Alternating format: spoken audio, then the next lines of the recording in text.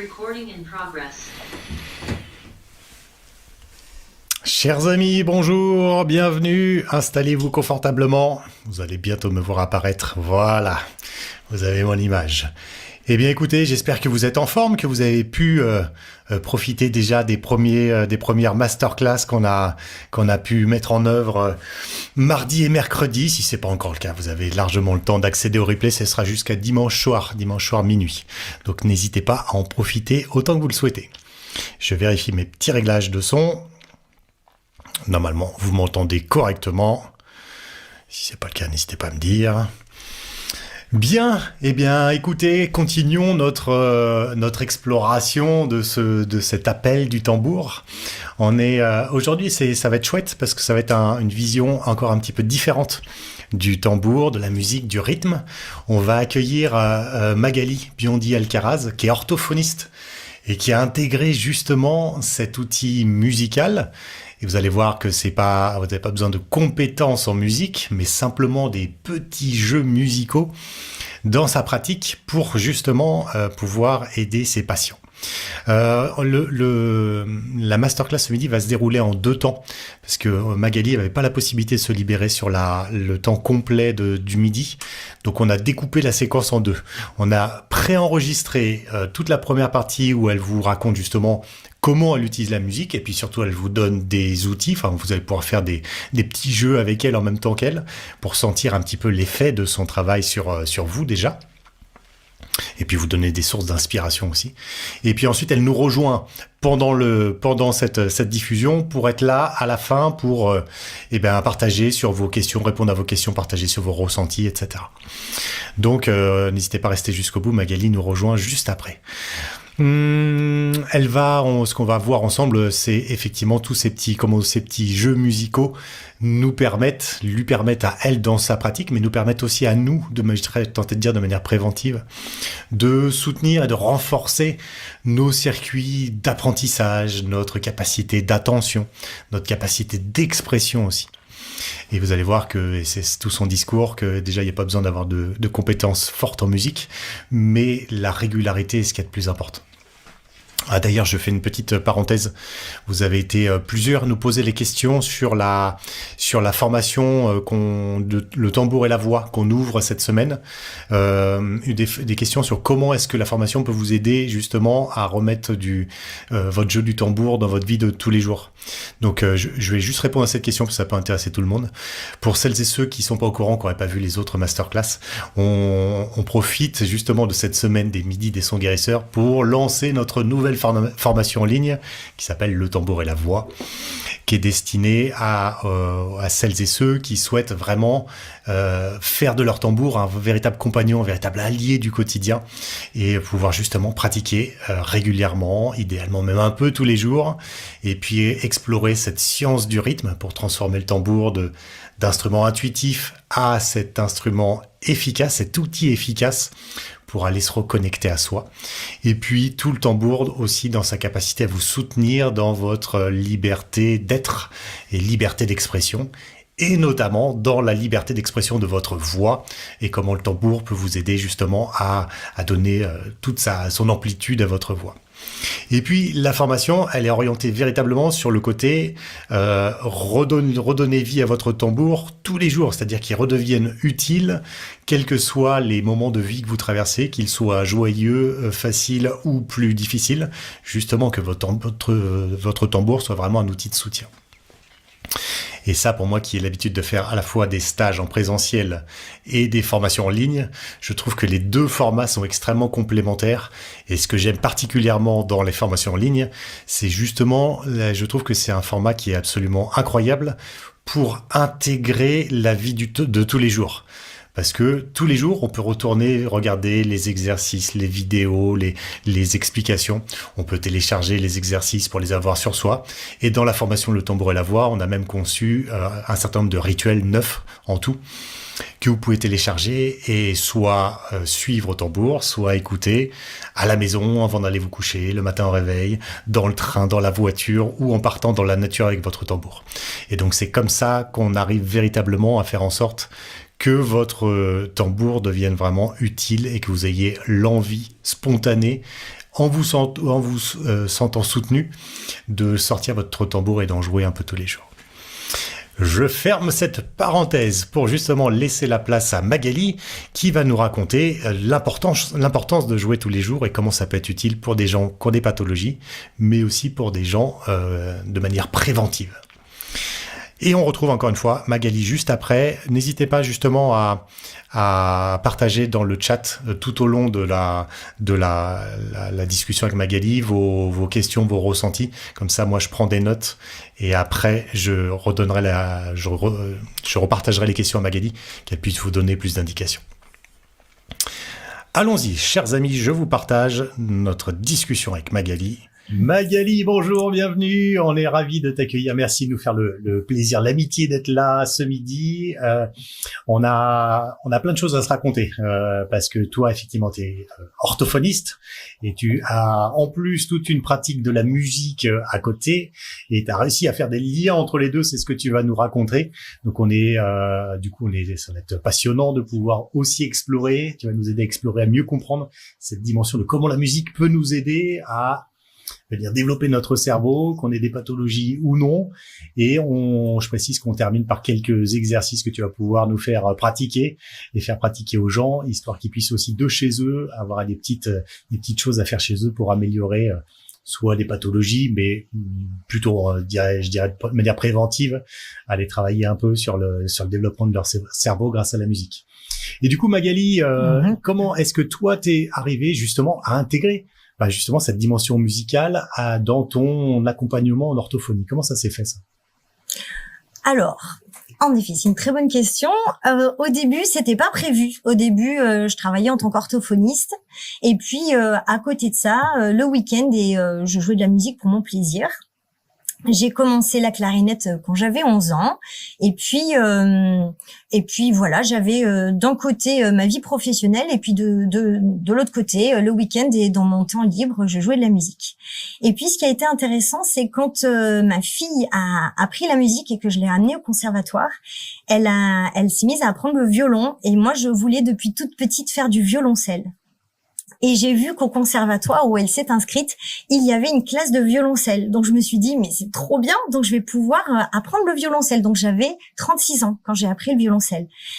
Et ce qui s'est passé, c'est que quand j'ai appris le violoncelle tout en gardant la clarinette comme musique, comme instrument de base, et j'ai comparé ça plus tard après, la clarinette, c'est ma langue maternelle, et le violoncelle, c'est ma deuxième langue.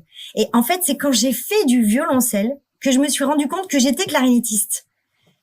Et parce que j'étais musicienne, parce que je faisais de la clarinette, alors amateur, et quand j'ai fait du violoncelle, je me disais, ah mais oui, mais bien sûr, il y a pas les touches, faut chercher la note, alors que la clarinette, la note, elle était déjà faite. Et il y avait plein de choses différentes, je voulais exprimer des choses que je savais exprimer à la clarinette, mais que je savais pas expliquer avec mon violoncelle. Et je me retrouvais à vouloir parler une langue que j'avais envie de parler, mais que je ne maîtrisais pas. Et j'étais je me disais, je suis dans un manque du mot. Je me disais, mais mes patients, c'est un peu ce qu'ils doivent vivre quand ils veulent dire quelque chose, qui savent ce qu'ils veulent exprimer, mais que le résultat, c'est pas ça. Quand on sait dire quelque chose de beau avec un instrument parce que c'est ce qu'on maîtrise, et qu'après on a un autre instrument, et qu'on sait pas le dire, alors qu'on a toujours la pensée, elle est la même, mais la problématique pour le dire, on se rend compte que l'outil, l'instrument qu'on a besoin d'utiliser pour l'exprimer, il est défaillant ou il est pas en place, il est pas mature, il est pas. Et je me suis vraiment sentie en difficulté et je me suis dit mais c'est incroyable. Et pendant que je faisais les exercices de violoncelle, que je m'entraînais à devenir violoncelliste, je sentais mon cerveau en ébullition. Et vraiment, j'avais l'impression de voir les chemins, les neurones qui s'allumaient, ceux qui s'inhibaient, et je me disais, mais c'est incroyable tout ce qui se passe dans le cerveau quand on joue de la musique. Et puis, je me suis rendu compte que, je l'avais peut-être intuitivement, mais c'était pas si clair. Ça a vraiment été clair quand j'ai appris le violoncelle. Et je me suis rendu compte que quand on joue de la musique, on est exactement dans le même état que quand on communique. Quand on joue un morceau, on donne des émotions à quelqu'un, on transmet des émotions, on a un phrasé, on a des temps de pause, il y a des questions-réponses, il y a des duos, il y a des quatuors, on se passe les voix. Et en fait, quand on parle, c'est exactement la même chose. Et je me suis rendu compte que, en fait, tout ce qu'on utilise dans la musique, c'est tout ce dont on a besoin pour communiquer. Donc, en tant qu'orthophoniste, moi, ce qui m'intéresse, c'est justement la communication, le langage des personnes. Et en fait, on fait tout ça quand on fait de la musique. Et là, j'ai commencé à m'interroger ce qu'il y avait dans la littérature scientifique. J'ai commencé à lire un peu des livres. Et en fait, on le dit ça. Les neurosciences le disent très très bien que, et il y a donc avec des électroencéphalogrammes, on voit très bien que une personne qui fait de la musique et une personne qui parle, ce sont en partie les mêmes aires cérébrales qui sont activées. Donc je me suis dit, les patients qui sont en difficulté pour du langage, quelle que soit leur problématique, si je leur fais faire de la musique, est-ce que je vais améliorer leur fonction langage? Eh ben, il se trouve qu'a priori, c'est oui. Et donc, je me suis dit, petit à petit, j'ai amené des petits exercices que je créais, au quotidien avec mes patients, en me disant, tiens, ça pêche avec les mots. Et si je mettais du rythme, et si je mettais des notes, ça donnerait quoi? Sachant que aucun de mes patients n'a jamais fait de musique avant. Certains se sont mis à faire de la musique après, sont allés à l'école de musique ou ont pris des cours de musique, mais c'est vraiment pas l'objectif, la nécessité, tant mieux pour eux. Mais l'idée, c'est que vraiment faire de la musique et utiliser son cerveau, le cerveau est vraiment en totale activité, mais ce sont des zones bien spécifiques qui sont activées quand on fait de la musique. Et c'est les zones dont on a besoin pour communiquer. Donc, en fait, aujourd'hui, le parallèle, il est très, très fort et il se passe pas une journée sans que je fasse pas de musique avec mes patients. Ouais, du coup, merci, c'est vachement intéressant. Tu as déjà ouvert plein de portes qu'on va pouvoir aller un peu approfondir. Mais c'est vrai que là, quand je t'entends parler de ta prise de conscience, j'entends parler de la notion d'apprentissage, quoi. Apprendre ce violoncelle te demande vraiment, tiens, comment je fais pour faciliter mon apprentissage? J'entends parler de la musique comme langage, comme moyen de communication, et la communication aussi dans cette capacité de connexion. Et du coup, juste pour préciser, toi, dans ton accompagnement d'orthophonie, quelles sont les grandes pathologies que tu rencontres, que tu accompagnes, et comment est-ce que, du coup, de la musique peut servir à chacune des pathologies? Est-ce que tu as des spécificités dans l'approche? Alors, je travaille en cabinet libéral, donc les prises en charge sont assez diversifiées, on va dire. En plus, je suis pas dans une grande ville, donc j'ai différentes pathologies et c'est tant mieux comme ça, c'est très riche. Je peux avoir des enfants pour des troubles du langage, des troubles de l'attention, de la concentration, des troubles du spectre de l'autisme aussi, des enfants avec ou sans langage. Avec des troubles du comportement associés ou pas. Donc, on va dire actuellement, là, les plus jeunes, ils ont 3 ans et demi. Et puis après, je peux avoir des enfants un peu plus âgés, d'âge primaire, qui ont des troubles au niveau de la lecture, donc dyslexie, dysorthographie, troubles de la compréhension, troubles du raisonnement logique et mathématique. J'ai également des adultes avec des problèmes neurologiques, donc soit à la suite d'AVC, des personnes qui sont devenues aphasiques, qui ont perdu l'usage de la parole alors que leur pensée fonctionne très bien. Et puis tout ce qui est maladies dégénératives, donc des maladies d'Alzheimer, maladies de Parkinson. Voilà, j'ai des adultes ou des enfants aussi avec des troubles de la fluence, donc des bégaiements, des personnes qui parlent très vite et qui sont inintelligibles. Donc là, du coup, il s'est jamais passé un moment où je me suis dit, avec cette personne-là, je peux rien faire en utilisant l'outil. Je me fais des petits challenges des fois parce que j'aime bien et puis je commence à être connue pour ça. Les gens savent qu'ici on fait de la musique et quand je en fais pas, ils me le demandent parce que les instruments ils sont quand même assez visibles. Et en fait, même une fois, j'avais une rééducation linguale, donc un patient qui venait parce qu'il avait une langue basse, une langue molle, il parlait comme ça avec la langue un petit peu basse. Et même avec celui-ci, avec un Tom Drang, on faisait des exercices et en fait la langue, elle devait être dans certaines positions tout le temps que le son était tenu. Tout le temps que le son durait. Le Tom Drang, c'est un instrument qui résonne énormément. Et donc, en fait, on faisait des exercices. Et allez, tu mets ta langue au palais, tu pousses fort, tac, il appuie, il faisait la note. Et tant que la note n'avait pas disparu, il continuait d'appuyer, de pousser au palais.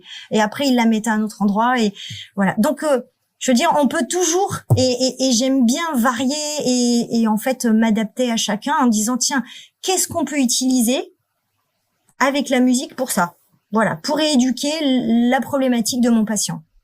Bien entendu, le but, c'est pas qu'il devienne musicien. On est bien d'accord. Ouais, et c'est intéressant. On va revenir là-dessus, justement. C'est un point qui est fort, je trouve, le fait que les patients n'ont pas besoin d'être musiciens ou même d'avoir des connaissances musicales pour en profiter. Ça, on va approfondir ce sujet-là. Juste, je voudrais... Tu nous disais là juste avant que il y a toute une littérature déjà scientifique qui existe sur l'utilisation de la musique, du rythme en particulier, mais pas que le rythme, de la musique de manière générale, sur le langage, sur le mouvement, sur la rééducation, sur les pathologies. La mémoire. Est-ce que toi, pour autant, dans la pratique de l'orthophonie, c'est quelque chose qui se répand ou ça reste vraiment une de tes spécificités et très peu d'orthophonistes utilisent cette méthode-là? Alors, j'ai pas connaissance de tout ce qui se passe en France et dans le monde aujourd'hui. Dans les collègues qui sont autour de moi, j'en connais pas. D'accord, honnêtement.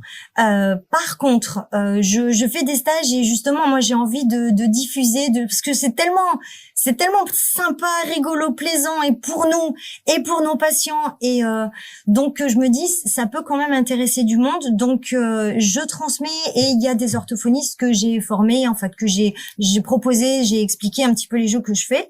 Mais c'est tellement pas que, c'est pour ça, et merci de proposer ça ce soir.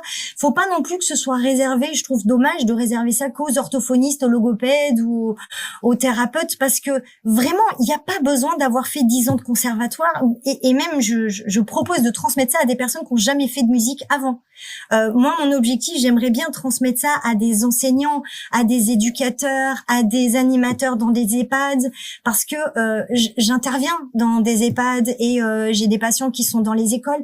Mais je me dis, en prévention, c'est tellement terrible un petit peu ce qu'on vit actuellement. J'ai des patients qui font un bilan, qui attendent depuis 2 ans et demi d'avoir un bilan. C'est frustrant pour eux. C'est hyper frustrant pour moi. Et c'est pour ça que j'ai eu l'idée de tout résumer. Ça m'a pris 4 ans, mais de résumer tous les exercices que je faisais jusqu'en 2024, 24-25. Et bon, depuis, j'en ai créé des nouveaux, mais le but, c'est que chacun peut faire ça et ça peut lui faire du bien. Le cerveau, c'est comme un muscle qui a besoin d'être sollicité. Au plus on le fait, au plus il s'entretient. Et les neurosciences, on sait, les neuroscientifiques s'intéressent beaucoup aux musiciens parce que le cerveau des musiciens, il est quand même hyper malléable, il tombe moins malade et en cas d'accident, il récupère mieux. Donc, quand même, ça peut faire du bien. Et quand je dis jouer de la musique, c'est pas aller se mettre dans un opéra et jouer devant 800 personnes. C'est faire de la musique chez soi, juste passer un bon moment. Et juste ça, il faut savoir que non seulement on passe un bon moment et c'est agréable, mais en plus, on est en train de stimuler et d'entretenir son cerveau. Donc, je pense que c'est bon à savoir et je diffuse l'information et merci, Olivier, voilà, de t'intéresser à ça parce que je trouve que ça peut intéresser du monde. Voilà. Ah ouais, sans aucun doute. D'autant qu'avec le développement de la musique intuitive, on est aussi en train progressivement de casser un peu cette barrière parce on a développé dans notre société une barrière par rapport à la musique. La musique, elle est réservée à ceux qui prennent le temps d'apprendre. Il faut plusieurs années d'apprentissage long, fastidieux pour apprendre. C'est l'image qu'on en a en tout cas. Voire même un autre gros frein, c'est réservé à ceux qui ont un talent pour le faire. Donc ça, c'est un truc qu'on est en train de d'ébranler petit à petit pour montrer, et merci du coup de partager ça, montrer qu'en fait, il n'y a pas besoin d'être un virtuose pour profiter des bienfaits de la musique. Tout à fait, ouais. Et un autre d'ailleurs frein, et là je voulais t'interroger là-dessus, c'est on a tendance à penser, surtout quand on grandit, que ah ouais, mais si j'ai pas commencé quand j'étais petit, laisse tomber, c'est mort. Alors tout à l'heure tu nous partageais que tu avais appris à commencer à 36 ans le violoncelle. Toi, dans tes patients que tu mets comme ça à la musique, t'en as de tous les âges? Absolument. Donc déjà, j'ai jamais rencontré un patient, ça pourrait arriver, mais aucun de mes patients n'était déjà musicien. Et les patients qui viennent, j'ai proposé à tous ceux qui sont ouverts, si bien sûr un jour j'ai un patient qui vient et qui me dit « Ah non, moi je suis contre la musique », c'est évident que je vais pas le forcer, j'impose pas.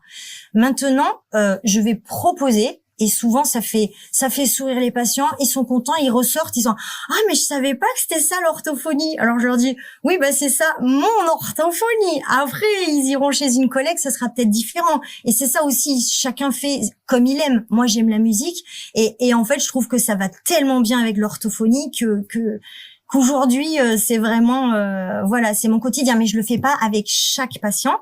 Et pour te dire, donc les tout petits, ils se régalent, ils prennent tout de suite, c'est intuitif. Et j'ai des groupes, donc en orthophonie, on a aussi le droit, on a la possibilité de travailler en rééducation de groupe avec 4 patients pendant 1 heure.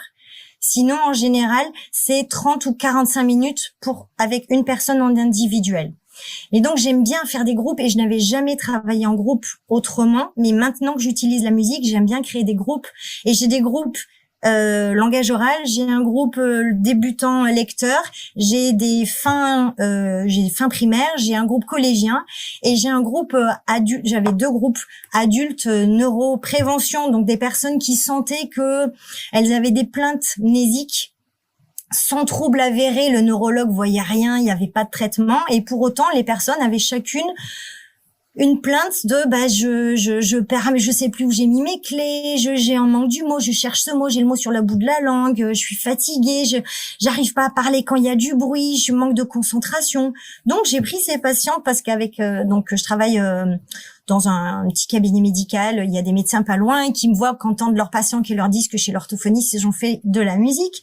Donc les médecins ont accepté de jouer le jeu en disant en prévention on va faire, ils savaient que c'était 4 patients du groupe médical à côté où je travaille et en fait ils ont fait une ordonnance en prévention. Il y avait pas de trouble avéré, mais on va voir, c'était un groupe pilote en fait, et quand j'ai écrit le livre je parlais d'eux, on n'avait pas encore fait toutes les séances et à la fin des séances on a arrêté le groupe parce que chacun avait récupéré ce qu'il voulait récupérer et pour leur quotidien Et dans le groupe, il y avait une dame qui avait 82 ans, donc de 82 à 83 ans, et elle a fait de la batterie, à la grande surprise alors qu'elle avait jamais touché un instrument de sa vie, batterie, j'ai violon, j'ai xylophone, j'ai des percussions, des tambours à langue, plein de choses, tout ce qui peut, j'évite au maximum les instruments avant.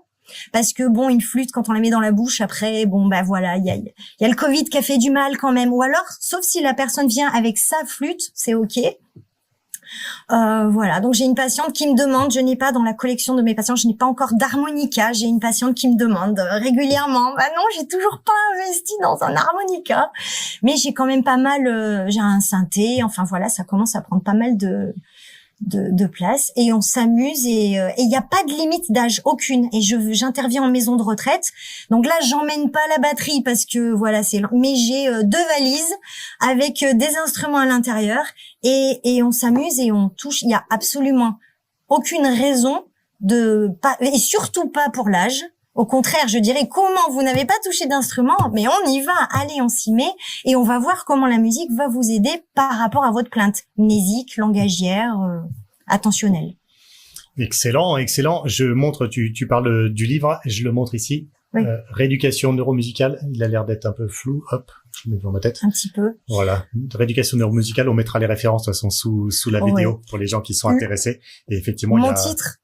Oui, pardon. Le titre que j'avais choisi, c'était Les merveilleux pouvoirs de la musique de la musique sur le cerveau, c'est en dessous. Ouais, mais l'éditeur trouvait que c'était trop long, alors ça a été rééducation neuromusicale. Ça peut faire peur. Rééducation neuromusicale, on peut se dire, oh là là, qu'est-ce que c'est que ce truc? Mais en fait, c'est juste des idées de jeu pour pouvoir faire de la musique et stimuler son cerveau. Voilà. J'ai beaucoup aimé ton livre. C'est pour ça que je suis content de discuter aussi avec toi aujourd'hui. C'est plein d'exercices pratiques et puis tu as toute une partie aussi d'explication théorie des effets concrets de la musique sur le cerveau. Donc c'est très chouette. Donc bravo. Et pour enchaîner, Magali, là, tu nous as parlé un petit peu de rythme. Ça, c'est un truc que tu utilises régulièrement. Là, rentrer dans la musique par le spectre du rythme. Est-ce que c'est spécifique au rythme? Est-ce que tu utilises aussi d'autres leviers musicaux pour ton accompagnement? Comment tu fais? Alors, dans l'idée, ça dépend de la plainte du patient. Mais un patient qui a, par exemple, un trouble de la parole, qui va faire des inversions quand il parle, il va dire, par exemple, partique pour pratique. Tu vois, des choses comme ça. C'est un problème de rythme. de rythme dans le mot. Eh ben moi, je vais pas prendre les mots et les sons. Je vais utiliser le rythme. On va travailler sur la séquence, la temporalité. Qu'est-ce qui vient en premier, qu'est-ce qui vient après, qu'est-ce qu'il y a à la fin, dans des jeux de rythme. Et après, on prend les mots. Bah alors attends, je vais t'expliquer. J'ai un petit tableau. Bon, c'est système D1 pour. J'espère que vous voyez. C'est la haute technologie. Ah, mais c'est grandiose. Chacun ses points forts et chacun ses points faibles. Donc là, vous voyez, voilà. Et bon, on va faire ça. Et après, par exemple, je vais mettre ça. Et je dis surtout pas à mon patient qu'on est en train de faire du rythme, ou je lui dis pas qu'on est en train de faire un exercice de parole. En fait, hop, qu'est-ce qu'on n'a pas fait? Comme ça. Et puis ensuite, on va mettre 1, 2, mais on va mettre le 3 et on met le 1 à la fin. Et après, je commence avec le 3. Vous les voyez tous? Donc je vais m'arrêter là parce qu'après, c'est pas dans l'écran, mais voilà. Hop. Et en fait, on va prendre, donc là, je sais que c'est la fête du tambour en ce moment, donc je vais prendre le tambour. Mais donc après, le patient, il prend ce qu'il veut comme instrument. Il prend ce qu'il a envie de faire. Et on peut le faire. Et quand les patients me disent, oui, mais chez moi, j'ai pas d'instrument de musique, je lui dis, mais t'as bien de cuillères en bois ou de crayon. Et puis, on tape. Ou sinon, percussion corporelle, on le fait sur soi. Donc, aucune excuse. Il n'y a pas besoin d'avoir un instrument qui a coûté super cher. Voilà. Mais donc, par rapport au rythme, hop, je vais prendre. Pour un patient, qui a du mal à... Donc, là, il y a des lignes. Et puis, on va faire, par exemple,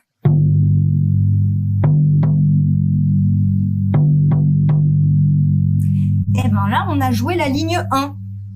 Et le patient, ça, à 4 ans, ils ont compris, hein, il faut qu'ils sachent compter jusqu'à 3.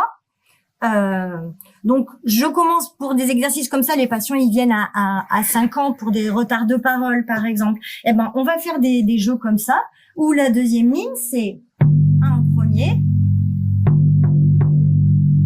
1, 2, 3, et après.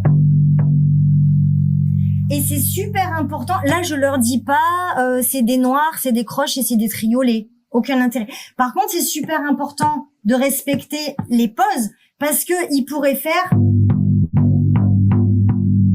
Donc là, je dis, ah ben non, c'est pas ça. Là, je sais pas ce que t'as joué. Moi, j'ai entendu et je vais l'écrire. Je vais lui dire, ben quand toi t'as joué, moi j'ai entendu ça. Donc, je sais pas ce que t'as joué. Et donc, là, les silences dans la musique sont super importants. Les silences. Pour les enfants hyperactifs, les TDAH, d'abord, ils ont un tambour. J'ai pas expliqué la consigne. Ils sont déjà en train de taper dessus. Donc, la première consigne avec les enfants TDA ou TDAH, c'est-à-dire que, ben voilà, on va aller vers les instruments.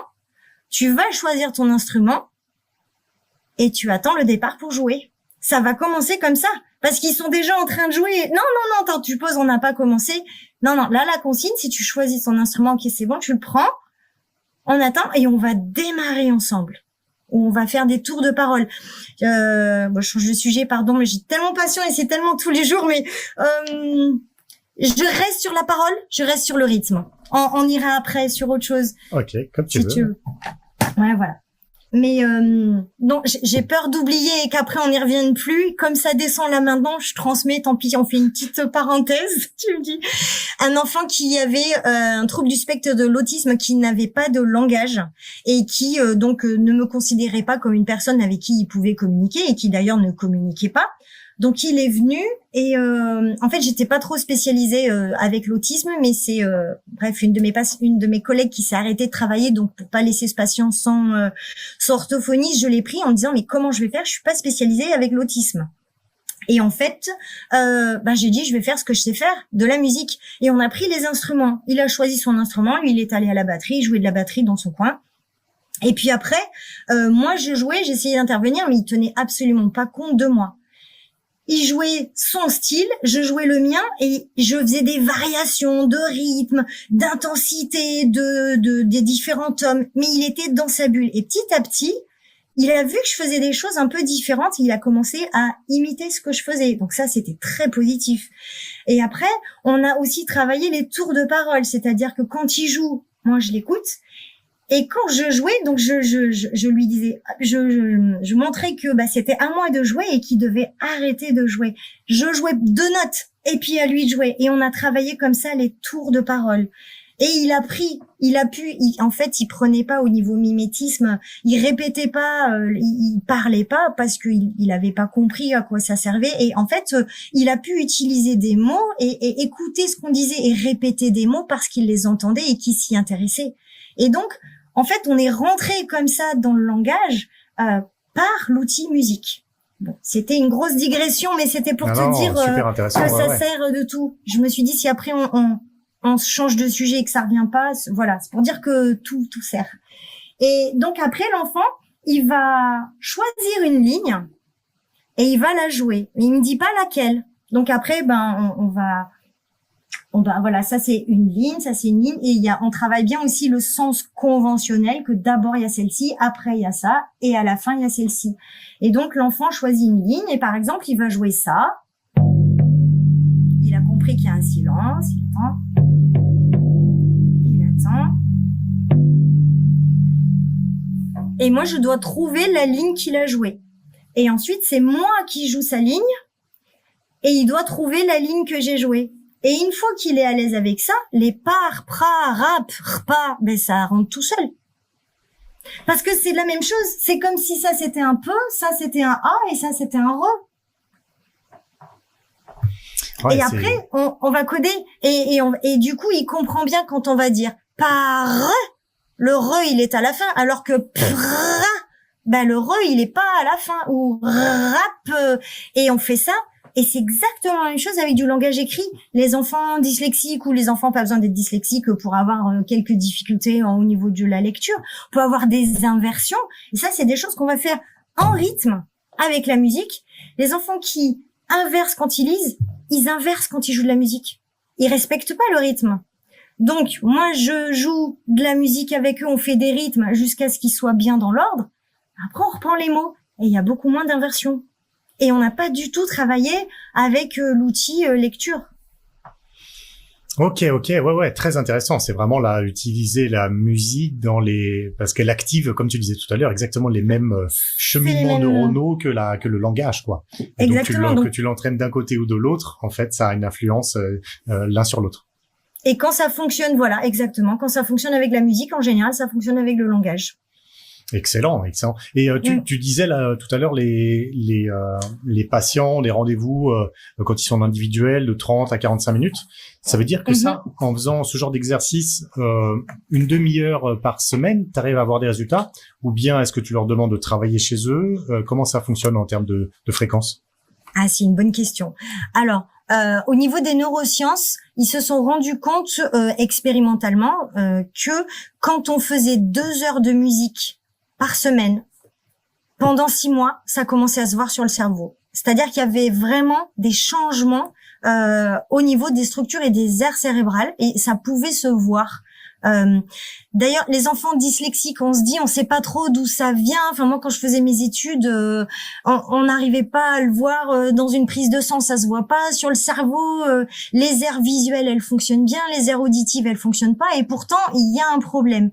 Et c'est le docteur Michel Habib qui s'est rendu compte que au niveau du faisceau arqué, c'est en fait comme une route neuronale dans le cerveau. Il s'est rendu compte que chez les enfants, les études sont surtout faites chez les enfants dyslexiques. C'est là où il y a le plus de littérature.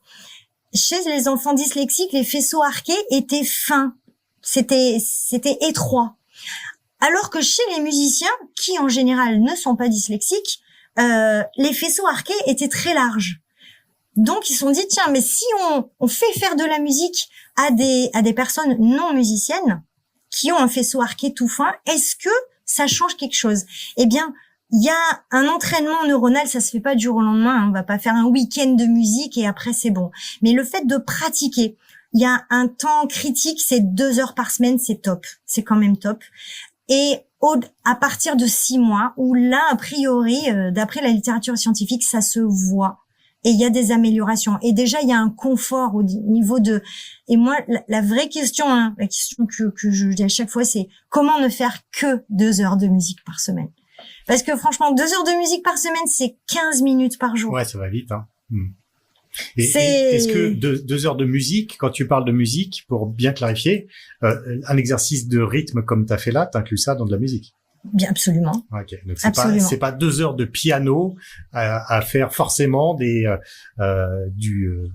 gammes de piano, non? Ça peut être beaucoup plus simple. Non. C'est vraiment, et là-dedans, j'intègre aussi la musique intuitive, le plaisir de jouer en spontané. Alors c'est sûr que si je fais n'importe quoi, n'importe comment, ça va pas changer grand-chose. Mais j'ai une intention de laisser exprimer ce qui vient dans mon corps, dans mes mains, par l'instrument, et je suis à l'écoute de ce que j'entends. Ça me fait réagir et du coup, je réagis et j'apporte autre chose. Pour moi, ça, c'est faire de la musique. Ouais, excellent. Et du coup, ça m'ouvre une autre part. Je vais aller on va aller un peu vite, Magali, parce que on veut garder du temps pour pouvoir faire pratiquer un peu les gens, que tu leur donnes quelques clés pour qu'ils puissent justement avoir des outils, enfin des petits exercices à faire au quotidien, justement pour commencer à inclure ce petit temps musical quotidien. Et malgré tout, là, on ouvre la porte là avec ce que tu viens de dire sur l'improvisation et l'intérêt de l'improvisation. Est-ce que toi, t'intègres cette dimension-là de l'improvisation? Est-ce que tu fais un lien avec la dimension, il y a 2 questions en une, avec la dimension expression émotionnelle au travers de la musique et au travers de l'improvisation, ou tu restes focalisé sur l'improvisation pour un autre but? Alors, je vais toujours commencer. Et si jamais j'oublie, mes patients, ils savent, ils me disent, mais on n'a pas fait. D'abord, je vais d'abord leur donner libre accès parce que c'est tellement contraint, l'apprentissage de la musique. C'est tellement biaisé et c'est tellement dommage, à mon sens, que pour moi, comme les personnes que je rencontre n'ont jamais fait de musique, je veux que leur expérience de la musique soit la plus en correspondance avec ce qu'ils sont, avec leur élan, avec leur envie, et de leur montrer que moi j'ai envie de dire, on est tous musiciens. Au départ, on l'est. Après, on s'est empêché d'eux, on n'a pas pratiqué, mais on l'est. On est fait pour exprimer de la musique. Ça, c'est l'être humain est musicien. Après, il l'expérimente ou pas, mais on est fait pour parler, on est fait pour communiquer, on est fait pour exprimer de la musique, pour jouer de la musique, de quelque manière que ce soit par le chant ou par n'importe quel instrument. Et donc, les patients, quand on va s'installer et qu'on va faire des jeux musicaux, moi je dis des jeux, j'ai pas dit travail, c'est un mot que j'enlève de mon vocabulaire parce que c'est horrible, c'est un instrument de torture, donc non, on joue et on apprend parce qu'on joue. Voilà. Et donc et on joue en apprenant, donc les deux vont de pair. Et donc on va commencer par se dire bonjour. Chacun choisit son instrument et on va se dire bonjour. Et en fait, en fonction de comment alors, bonjour, c'est pas parce qu'au début, ils viennent, ils sont bien conditionnés, ils font 2 coups. Bonjour. Donc, voilà, si jamais ils ont choisi les claves, ils vont dire bonjour. Et puis, ils vont parler. Je dis, non. Là, on n'utilise pas le langage. C'est bizarre, on va chez l'orthophoniste et pourtant, on parle pas. Non. Là, en fait, c'est aussi, petite parenthèse, il a été prouvé que on se dit les mots sont importants quand on parle. L'importance des mots quand on parle, elle est entre 7 et 20%, pas plus. La pertinence du message, du sens, elle est entre 7 et 20% selon les études dans les mots. Tout le reste, c'est ma mimique, mes mimiques, ma posture, l'intonation, le rythme, tout ça. Tout ce qui n'est pas dans les mots, dans l'articulation, dans les phonèmes, dans les mots. Donc, on va se servir de tout le reste. Donc, justement, là, c'est pas de mots. Et on dit bonjour. Mais comment? Comme ça vient. Et comme ça vient, quand on coupe le mental et qu'on arrête de dire, mais qu'est-ce que je vais faire et comment? Qu'est-ce que j'ai envie de faire? Et ça vient. Et en fait, on se passe comme ça, et dans les groupes, c'est génial parce que chacun dit bonjour à son tour, et après c'est toi, ton bonjour, il était dynamique, toi c'était doux, toi c'était voilà. Et en fait, après les mots, ils viennent derrière. Et dans la façon d'eux, et il y en a, je suis obligée de temporiser parce que quand ils disent bonjour, ils sont tellement contents, ils ont tellement de choses à exprimer quand ils sont pas embêtés avec les mots que ça peut prendre du temps. Donc j'explique que c'est que le début du travail, mais qu'on va faire du travail, que le début de notre on va dire objectif. Voilà. Et en fait on va faire plein d'autres choses derrière, donc faut se laisser de la place pour. Et en fait, c'est très naturel. Et l'improvisation, elle vient très naturellement. Je leur dis pas, attention, exercice d'improvisation. C'est non, vous prenez vous prenez l'instrument que vous voulez, et avec ça, qu'est-ce que vous voulez dire? Qu'est-ce que vous voulez faire? Comment vous allez utiliser cet instrument pour passer l'intention de se dire bonjour. Ça commence comme ça. Et après, il peut y avoir n'importe quelle intention derrière. Et voilà. Et on fait des réponses, on fait des dialogues. Mais c'est génial. Et c'est illimité. Et cette part-là, merci d'en parler, de l'improvisation, elle est très, très, très importante. Et j'ai appris le violoncelle à 36 ans. J'ai découvert l'improvisation à 38 ans. Et je trouve que c'est autant important. C'est vraiment 50%. Il y a de la technique, il y a du rythme, il y a plein de choses techniques. Mais pour moi, c'est autant important l'improvisation et qu'est-ce que j'ai envie de dire, qu'est-ce que j'ai envie de transmettre par mon instrument, qu'est-ce qui me traverse en ce moment que cette technicité. Pour moi, elles vont vraiment de pair et si jamais des fois j'ai un peu trop mon objectif d'orthophoniste, il est venu pour développer la lecture, allez hop, on va se mettre à faire les exercices. Mais on s'est pas dit bonjour. Alors qu'on s'est dit bonjour dans le bureau avant de rentrer, mais on s'est pas dit bonjour en musique. Et ça, ils le savent. Et donc, c'est obligé. Si jamais j'oublie, mes patients me le disent. On n'a pas fait le bonjour. J'adore ton exercice de l'expression du bonjour. Rien que de l'imaginer, je me suis posé la question, comment je dirais bonjour avec un instrument? Et je trouve ça génial. Le mental. Ah, je trouve ça génial. Faut pas se poser de questions. Et t'as raison, ça casse même le côté, parce que comme tu disais, allez, venez, maintenant, on va faire un temps d'improvisation. Tu peux sentir une pression sur les épaules. Alors que dire bonjour de manière complètement relâchée, intuitive, j'adore. C'est vraiment un excellent exemple, Magali, merci. Ça me titille à l'intérieur, ça m'ouvre des possibilités et des expériences. Mais c'est illimité, c'est génialissime. Et je te donne une autre idée de jeu que chacun pourra s'approprier. C'est-à-dire, il y en a un, il va commencer à penser à un adjectif, un caractère, une émotion. On se met dans Allez, alors il va choisir par exemple, puis il nous le dit pas, mais il a cette intention. Il prend l'instrument et il exprime son émotion, son mot, comme ça. Le suivant, celui qui a écouté celui qui est juste après lui, il va dire, ou si on est en binôme, celui qui a reçu, il dit, moi, j'ai senti que c'était la colère, par exemple. Et puis, on va dire, oui, c'est exactement ce que je voulais dire. Ou des fois, il dit, non, j'étais tout content, j'étais excité. Mais t'étais tellement excité que moi, j'ai pris ça pour de la colère. Et de dire, elle était juste ton intention. Et dans ta façon, c'est aussi, hop, j'envoie une information. Les malentendus, ça n'existe pas qu'avec les mots, hein. Il y a donc c'est juste, voilà, moi j'ai envoyé cette information de la colère, et puis non, de l'excitation, de la joie, et toi t'as reçu de la colère. Ok, c'est ok. La personne suivante, elle reçoit colère. Donc elle doit, avec l'instrument qu'elle a choisi, exprimer colère. Mais après, sa colère, elle l'a fait travailler, et elle la transforme en quelque chose d'autre. Quand elle a trouvé quelque chose d'autre qui n'est pas de la colère et qui est ce qui est venu là de l'improvisation, il n'y avait pas d'anticipation, il n'y avait pas de prévision avant. Donc c'est tiens, quand j'ai fait la colère, parce que moi j'avais ressenti colère, donc c'est ma vérité. Je fais colère et puis c'est dur de rester en colère au bout d'un moment, donc on se rend compte que finalement la colère elle reste pas et ça se transforme en quelque chose. Ok, quand je sens que là j'ai quelque chose, j'ai un nouveau mot qui me vient, je m'arrête et soit le binôme, soit si on est dans un groupe de 4, le suivant il dit moi, ok, j'ai bien vu ta colère et à la fin finalement j'ai senti fatigue.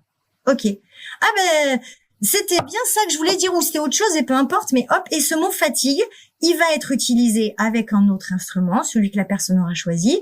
Elle part de fatigue et puis elle fait travailler sa fatigue. Et elle la transforme en quelque chose. Et quand elle tient quelque chose, elle s'arrête et la personne dit. Et en fait, ça, on s'arrête pas. Ah, c'est génial. Excellent. C'est vraiment passionnant. Merci pour tu nous donnes des exemples concrets, là, qui sont vraiment super intéressants. Des idées de choses toutes simples et hyper riches, qui sont très riches. Et après, là-dessus, on fait du langage. Il y a des personnes qui sont aphasiques, qui n'ont pas les mots pour dire, elles l'ont bien ressenti et le fait d'avoir ressenti, souvent le mot il va venir alors que si elles avaient juste fait l'exercice, dire voilà, enfin, ça vient spontanément parce que quand je disais les aires cérébrales s'allument les mêmes quand on parle et quand on fait de la musique, quand on fait de la musique, il y a plus d'air qui s'allume. Le cerveau, il est plus connecté, il est plus stimulé quand on fait de la musique. Et le fait de faire de la musique, donc pour moi, j'utilise beaucoup la musique en instrument. Mes patients sont acteurs. C'est eux qui font la musique, même s'ils sont pas musiciens et c'est ok et tout le monde est au clair là-dessus. Mais pour moi, la pratique musicale est beaucoup plus intéressante dans la construction et dans ce que je veux travailler avec mes patients que s'ils étaient en mode réceptif, j'écoute de la musique. Voilà. Dans la littérature scientifique, on parle beaucoup d'écouter la musique, l'effet Mozart, plein de choses. Oui, c'est bien, mais moi, dans ma pratique, vraiment, j'aide au mieux mes patients quand ils sont acteurs, quand c'est eux qui font. Après, sinon, il y a les neurones miroirs. Un patient qui serait polyhandicapé, on va s'adapter, il fera un minimum, et puis il va me regarder faire. Mais voilà, il y a quand même cette idée d'être actif, d'être acteur, et après de mettre des mots dessus ou pas selon la demande. Ouais, je comprends effectivement. Ouais, et puis tu travailles aussi là. Effectivement, on sent en t'écoutant que dans chacun des exercices, même très simples, on va travailler la capacité de concentration, on va travailler sur la capacité de mettre du rythme, on va travailler sur la dimension pré-verbale de la musique. Ça vient toucher des zones que les mots ne sont pas toujours capables de toucher, ou nous aider à exprimer des choses.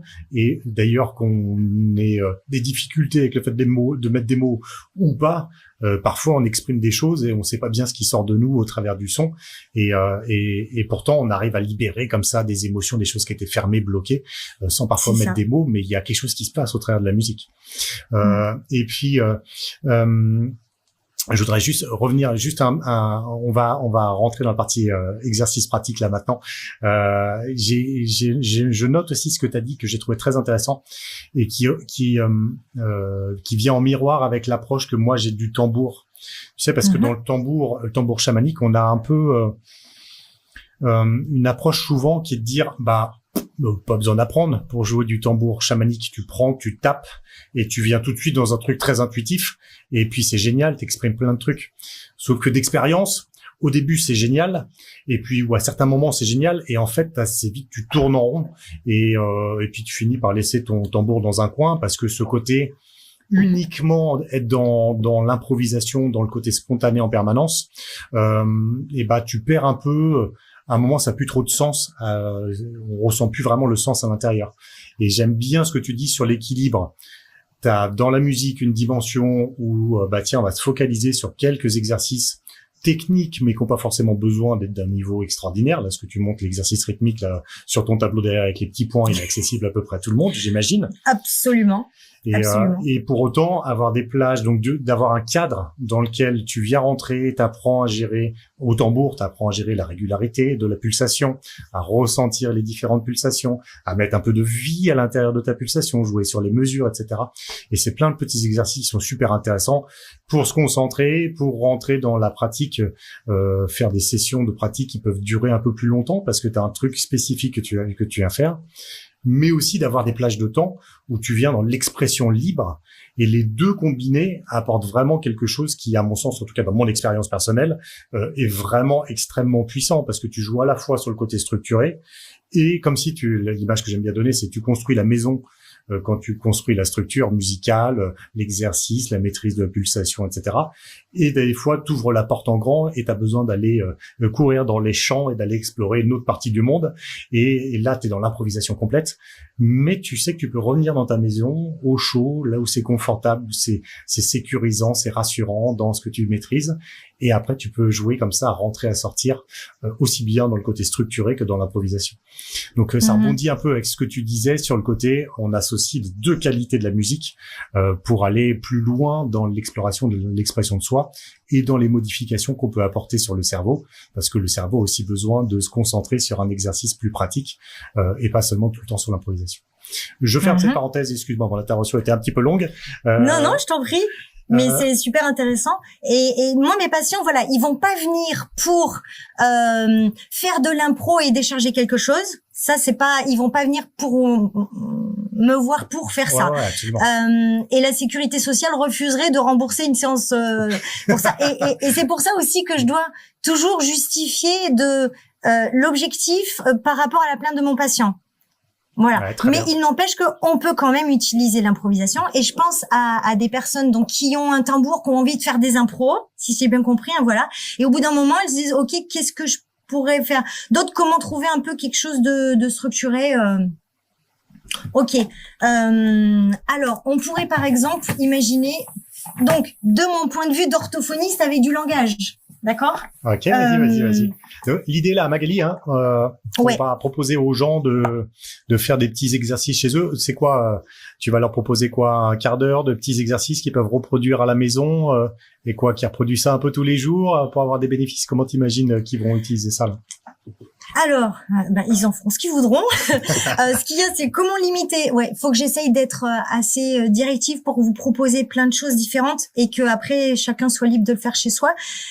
Dans l'idée, pour stimuler son cerveau, quelqu'un qui va bien, qui a un tambour et qui sait pas quoi faire.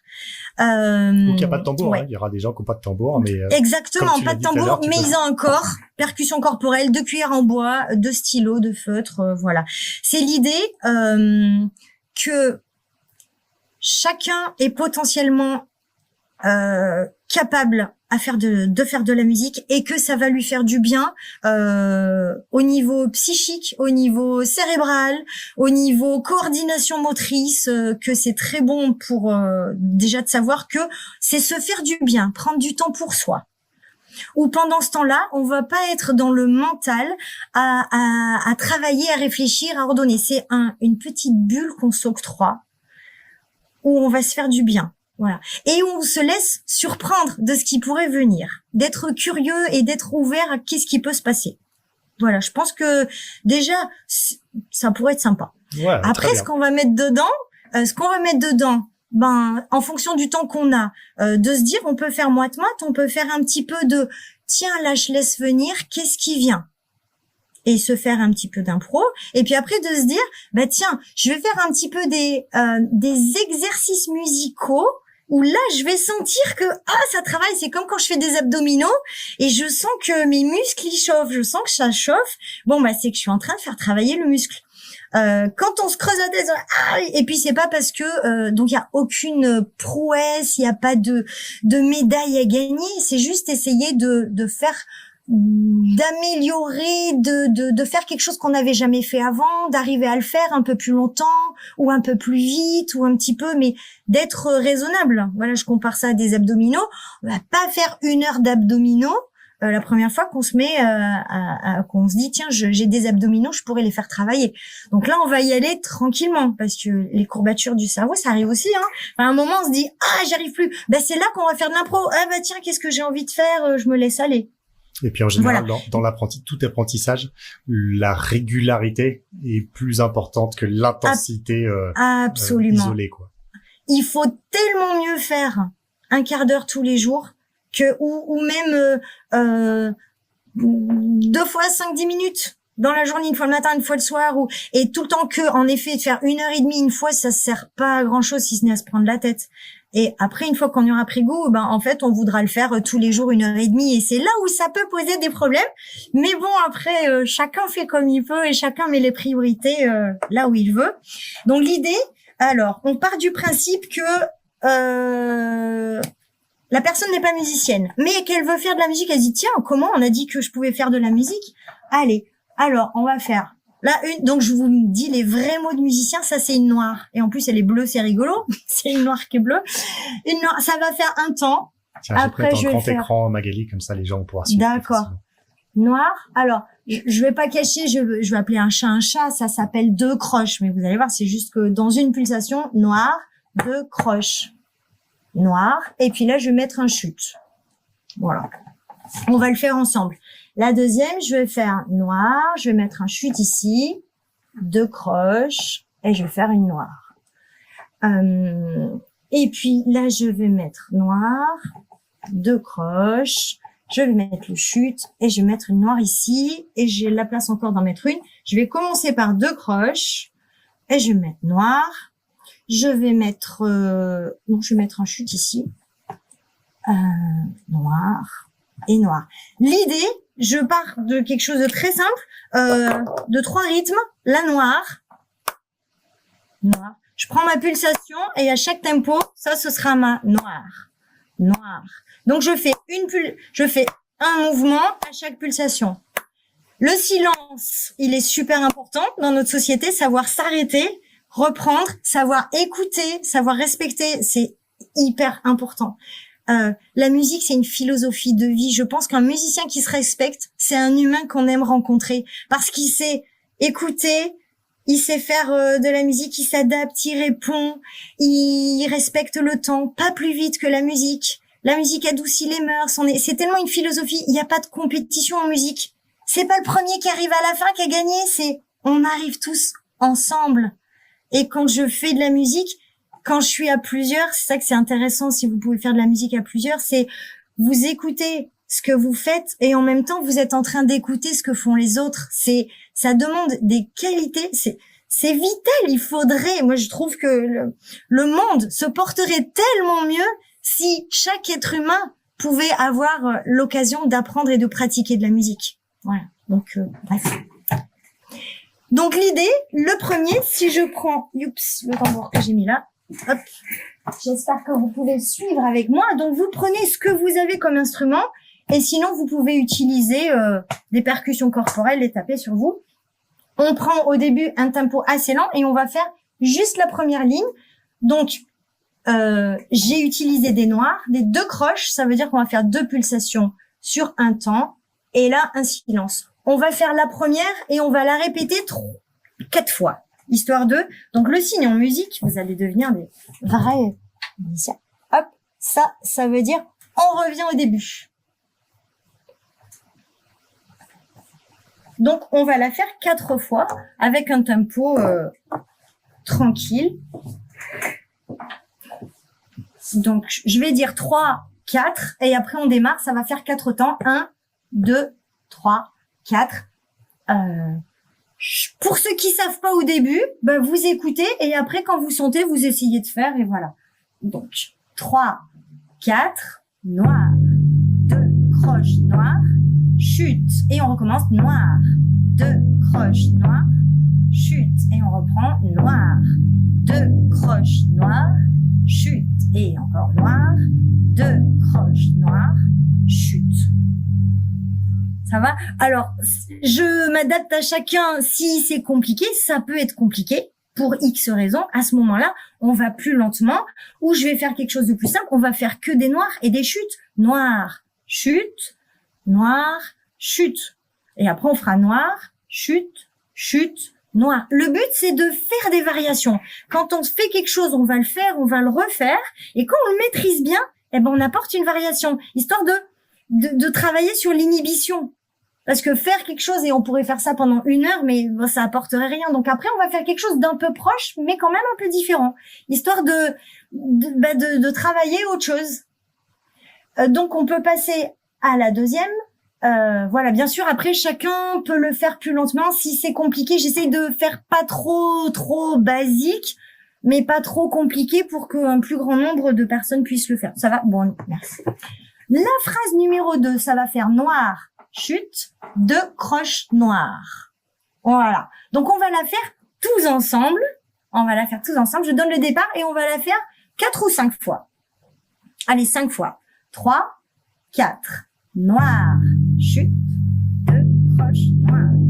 Noir, et on revient, chute, 2 croches noires. Noir, chute, 2 croches noires. Noir, chute, 2 croches noires. Noir, chute, 2 croches noires. Et la difficulté quand il n'y a pas... C'est que dès que c'est fini, on revient au début. 1, 2, 3, 4 et 1, 2, 3, 4. Il n'y a pas de pause entre les deux. C'est pas évident. Est-ce que ça allait pour toi, Olivier? Je m'en suis bien sorti, figure-toi. Ah, super. Alors, ce qui peut être génial maintenant, c'est d'enchaîner la première ligne et la deuxième. Et c'est seulement quand on a fini la deuxième ligne qu'on retourne à la première.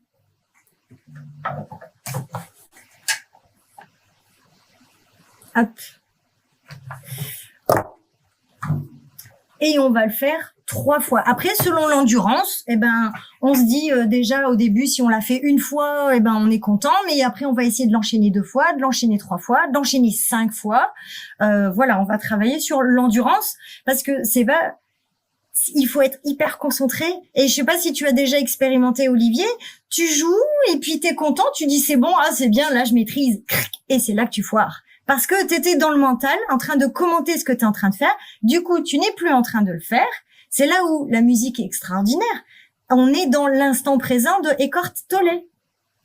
Quand on fait de la musique, on fait de la musique. Et on fait rien d'autre. Le cerveau, il est concentré. Moi, quand je joue de la musique, combien de fois je devais mettre le timer sur mon four pour biper parce que sinon, mes enfants, je les aurais oubliés à l'école. Mais à chaque fois, et pourtant... tu vois, je veux dire, c'est pas que je pense pas à mes enfants, mais quand tu fais de la musique, il y a que ça, il y a plus rien d'autre. Donc on va l'enchaîner 3 fois. À ce tempo-là, 3, 4 et 1, 2, 3, 4, 1, 2, 3, 4 et on revient 1, 2, 3, 4, 1, 2, 3, 4. Ouais, alors je vais dire, plutôt que de jouer, je vais faire comme je fais avec mes patients. J'ai voulu sortir le tambour pour le tambour, mais voilà. Une fois que là c'est plus compliqué, je vais dire le rythme en même temps et pointer, ce sera plus simple. Donc, on va le faire 2 fois. 3, 4 et noir. 2 croches noires. Chute, noir. Chute, 2 croches noires. Et on recommence. Noir. 2 croches noires. Chute. Noir. Chute. Et 2 croches noires. Bon. Je vois que tu me surveilles. Je suis en train de le faire en même temps. Les gens me voient pas, mais je suis en train évidemment de faire l'exercice en même temps. Comme eux à la maison. Voilà. En fait, c'est là où, selon quoi, si c'est trop simple, ça peut être trop simple pour quelqu'un, faut pas qu'il s'ennuie. Donc, je vais mettre un rythme plus compliqué.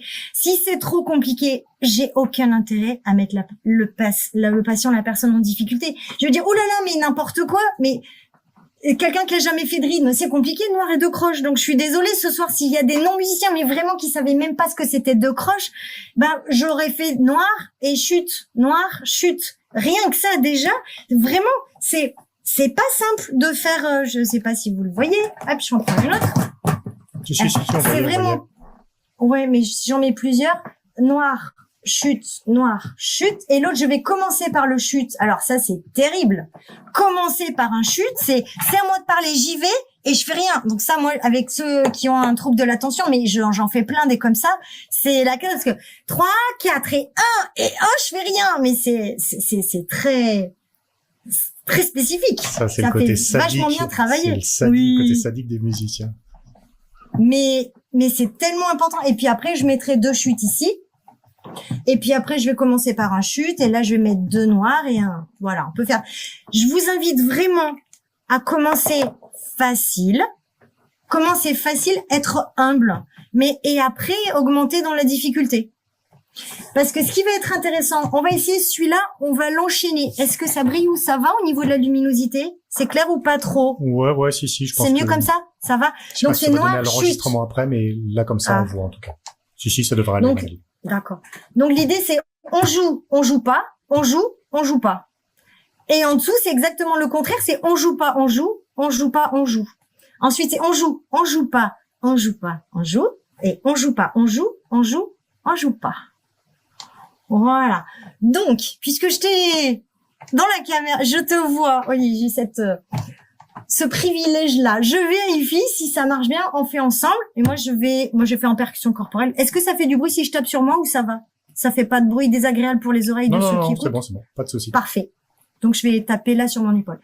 Donc, 3, 4 et 1, 2, 3, 4 et 1, on joue pas. 2, 3, on joue pas. 4, on joue. Et on joue. 2, 3 et 4, on joue et on joue pas. On joue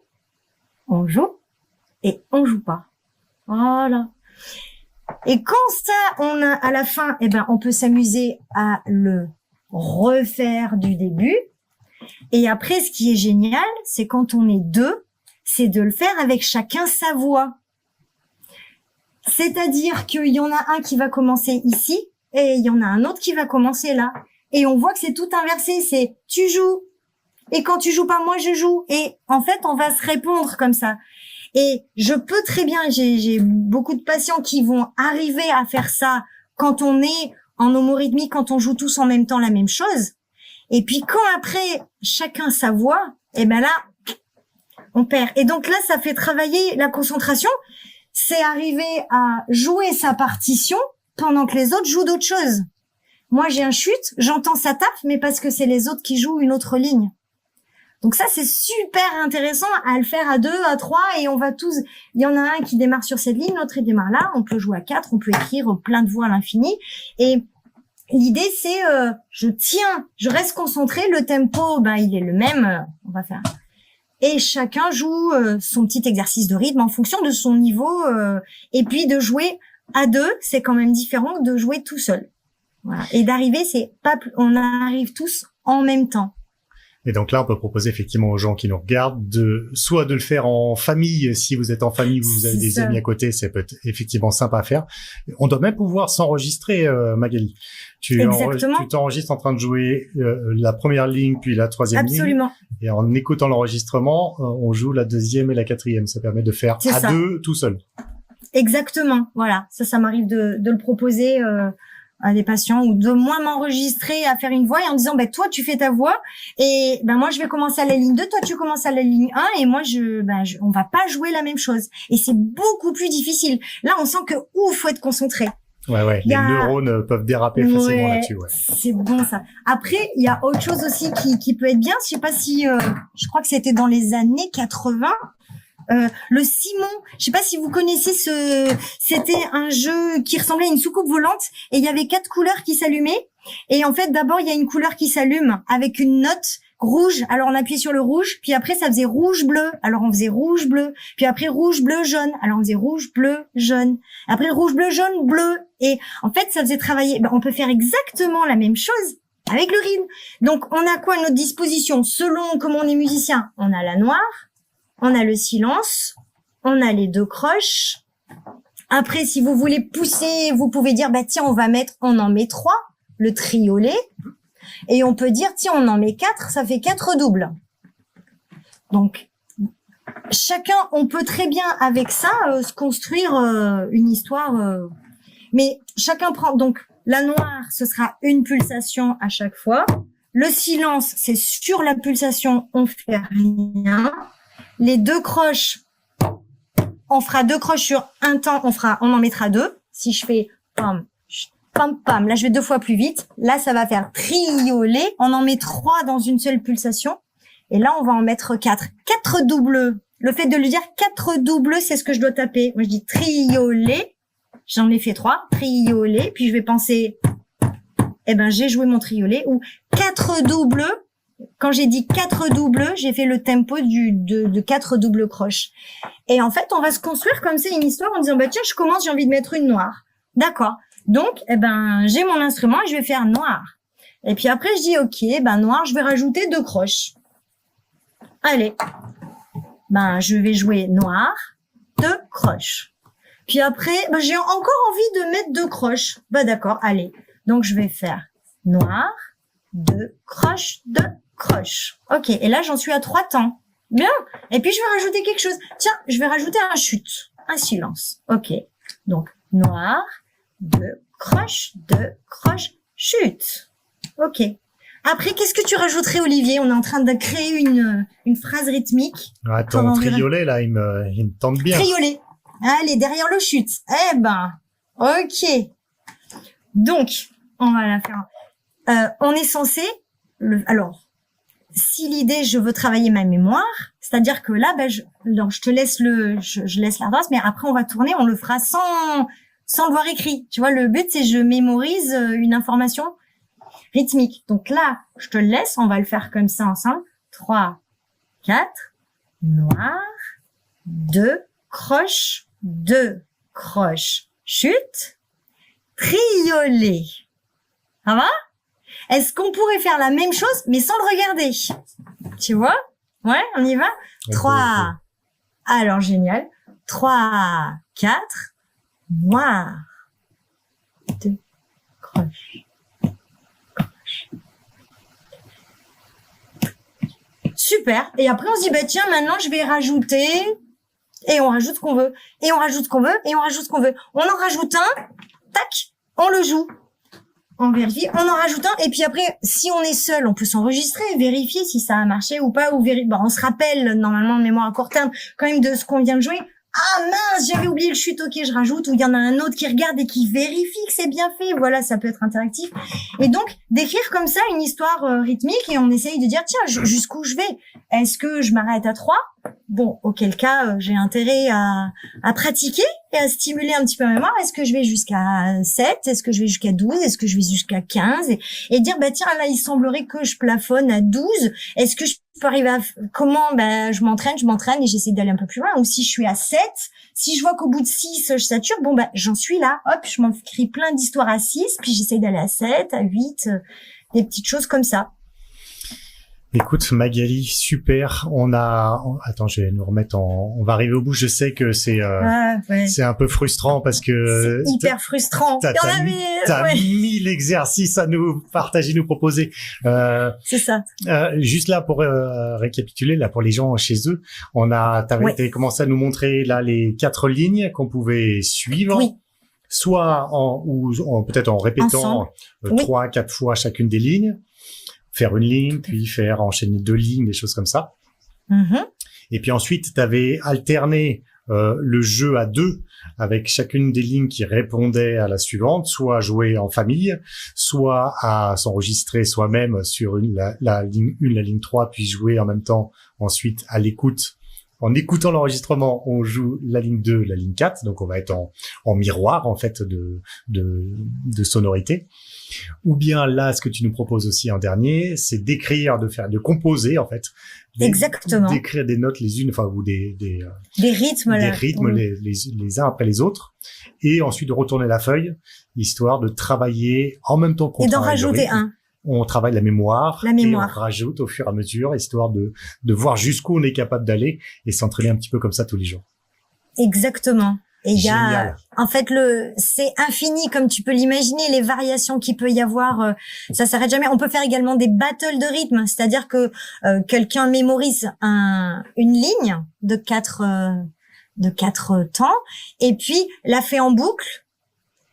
Un autre groupe ou une autre personne en face a un autre rythme et la joue en boucle. Et le fait que moi, je joue ma ligne, je joue mes 4 temps, celui d'après, il joue ses 4 temps, il vient d'entendre ce que j'ai joué. Ça l'a un peu perturbé avant de jouer. Il y a des progressions, bien sûr, j'essaie de vous donner comme ça des jeux, mais ça marche, on avance plus vite, ça marche pas, on avance tout doucement. Et peut-être une nuance, ça peut être je fais mon rythme tout seul, l'autre fait son rythme tout seul. Je réponds à son rythme par mon rythme que je connais par cœur ou que je lis ou que j'ai appris par cœur si je veux faire travailler ma mémoire. L'autre joue son rythme sans être perturbé par mon rythme, mais chacun son tour. Et quand là, ça marche bien, on joue les deux ensemble. Et ça, quand on arrive à jouer son rythme en même temps que le rythme de quelqu'un d'autre, on peut se dire, voilà, super. Et après, on peut s'amuser à faire les deux. Enfin, voilà, ça, c'est infini. Mais c'est des jeux. Et puis voilà, on rigole. Quand on n'y arrive pas, c'est pas grave. On le refait. Une chose qui fonctionne bien aussi, quand on n'y arrive pas, c'est que souvent, on va trop vite. Parce que souvent, allez, 3, 4. Donc, en fait, ça marche pas. Essayez de ralentir le tempo. Il y a de grandes chances pour que ça marche mieux en allant plus lentement. Ça, c'est c'est un principe de base qui marche pour la musique, qui va bien aussi dans la vie. Quand on n'y arrive pas, si on y va un peu plus lentement, il y a des chances que vraiment, c'est une philosophie de vie que je souhaite que chacun doit pouvoir expérimenter dans sa vie pour connaître ça et sentir ça dans son corps et se dire mais oui, mais je peux le faire, je sais le faire et ça me fait du bien. Voilà. Eh ben écoute, très bien Magali, merci. Et effectivement, pour rebondir sur ce qu'on disait tout à l'heure, ces petits exercices-là, allez quoi, 2 fois 5 minutes par jour, ça peut se faire en se lavant les dents ou en cuisinant, tu vois, ça peut s'intégrer facilement en fait dans le quotidien. Il y a même pas besoin de dégager du temps dans un emploi du temps chargé. Absolument. Dans la voiture, Absolument. ça marche très bien aussi, même dans les transports en commun d'ailleurs. Donc ouais, il y a plein de petits moments où on peut intégrer le fait de taper du rythme sur le corps. Si vous avez un tambour, évidemment, génial. Et puis là, cette idée de faire ça en plus en famille ou avec des amis dans un truc un petit peu partagé, ça peut aussi être super sympa. Et dans cette optique, je reprends l'expression que tu avais tout à l'heure, c'est du jeu musical. On n'est pas en train de travailler la musique. C'est juste du jeu musical. Et 5 à 10 minutes par jour, vous allez arriver facilement aux 2 heures par semaine et vous avez des transformations qui s'opèrent dans votre cerveau si vous arrivez à faire ça dans la durée. C'est ça, sur le moyen long terme. Et quand on y prend goût, après, j'ai de nombreux patients qui ont acheté un petit instrument et qui font chez eux, qui s'amusent et qui se découvrent des plaisirs et des joies et des capacités qu'ils n'auraient pas imaginées. Et en fait, ils se font plaisir et ils améliorent leur fonction cognitive. Et en fait, en améliorant leur fonction cognitive, ils deviennent de meilleurs. Enfin, c'est vraiment l'un entretient l'autre. Et la musique est un merveilleux outil. Le rythme est un superbe outil pour développer, stimuler le cerveau, entretenir le cerveau. Donc, à utiliser sans modération. Ouais, absolument. Il n'y a pas besoin d'avoir une pathologie, d'attendre d'avoir des pathologies. Oui, n'attendez. Oui. Côté c'est tellement dommage. C'est génial. C'est ça. Eh ben écoute, je redonne les références là. Encore une fois, on va les mettre sous la vidéo de ton livre. En tout cas, je le montre à la caméra. Rééducation neuromusicale ou le sous-titre que tu préfères, les merveilleux pouvoirs de la musique sur le cerveau. Ouais, ça me parle plus. Il y a plein d'exercices, de petits exercices pratiques comme ça. Donc, écoute Magali, merci beaucoup. C'était vraiment super intéressant. Le petit exercice du bonjour, tu vois, particulièrement, ça a fait tilt. Donc merci. Régale-toi. Tu peux le faire avec le au revoir aussi. Merci. Nos limites.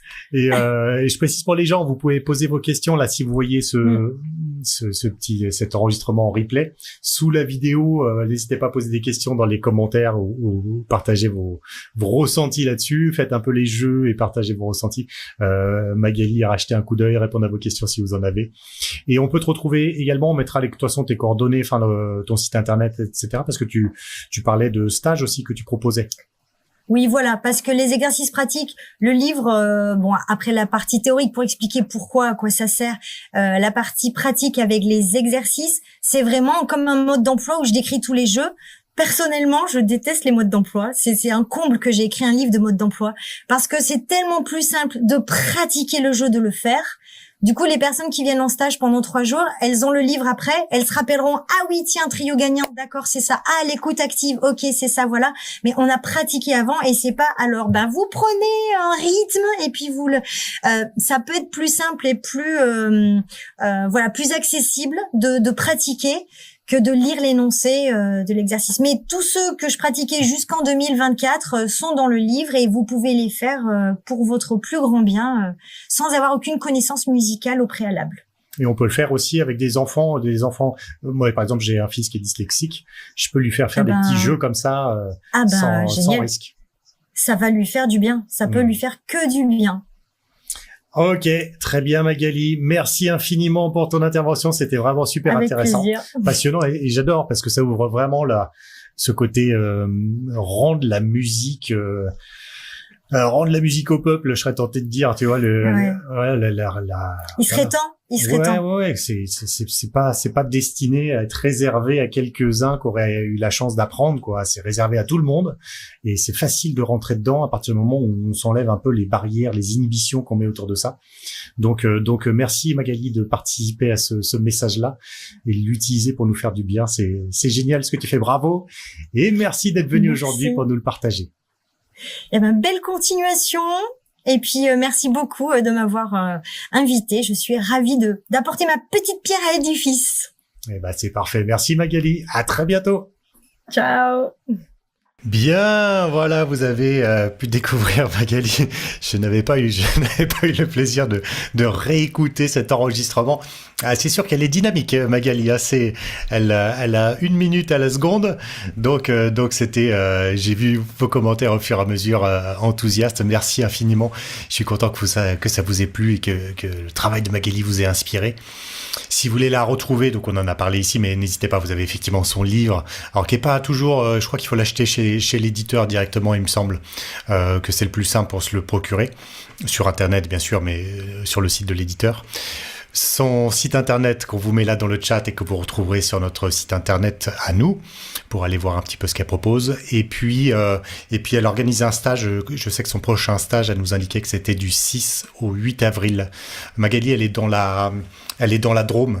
Donc si vous avez l'envie, la motivation d'aller dans la Drôme, et j'ai vu dans les messages pas mal de professionnels qui travaillent avec la petite enfance ou des choses comme ça, ou dans les maisons de retraite qui peuvent être intéressés par son approche.